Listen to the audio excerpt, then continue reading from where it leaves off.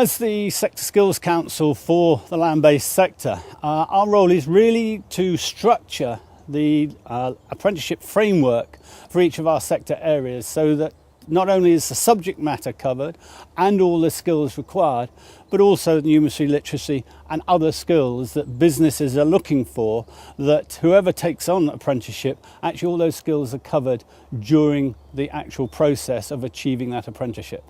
My name is Liz Ensor and I'm head gardener here at Shenley Park, with a very small team to manage a walled garden, an orchard, meadow and woodland walks.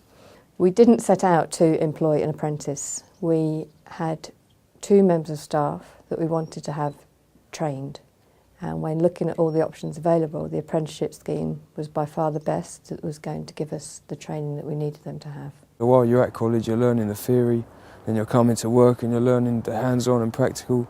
So you're getting a bit of both, you're earning money, it's brilliant. Often an apprentice comes in completely raw. They've hardly done any horticulture or any gardening at all before they start their horticultural apprenticeship. And so it's very difficult on both sides for them to actually get in the swing of things.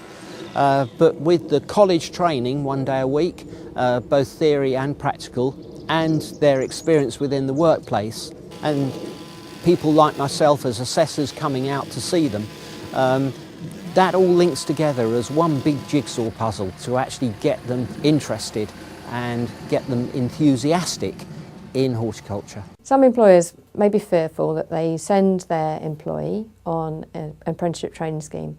They become fully qualified and then leave them. But I don't think this is the case. I think you are rewarded by a certain amount of loyalty. We have certainly experienced that with one of our apprentices. He completed the level 2 and has stayed with us. And after a couple of years, he's showing so much promise that we can see that he definitely has some management potential there. And a mutual decision, he has gone on to do the level 3 apprenticeship scheme. Level 3 it's got a lot to do with management side of work, and just generally it just goes into a lot more detail. When I get up in the mornings to go to work, I'm always quite happy to knowing that I'm coming to work and I know what I'm doing. From a personal point of view, the apprenticeship scheme offered flexibility and a relaxed approach to learning. This was particularly good from one of our employees, Amy. She didn't appreciate going to school, she didn't like school much and didn't like the whole system. She very much enjoyed going to college 1 day a week. She thrived on it. She learnt stuff that was relevant to the workplace, and she completed the course quickly and is now fully trained horticulturist. After I finished my course, they just kept me on. So I finished last year, so I've stayed on since. I'd like to maybe go and do something else at college, because I did enjoy it. Maybe some hard landscaping, that'd be quite fun. When you've done something and then other people can see it and they think, oh, that looks nice, and you think, yeah, I did that. You know, there's a sense of achievement there, I suppose. I would definitely recommend it. If you're interested in gardening and horticulture and all the rest of it, then I would say that they'd have a great time. I mean, they'd find it interesting, they'd learn a lot.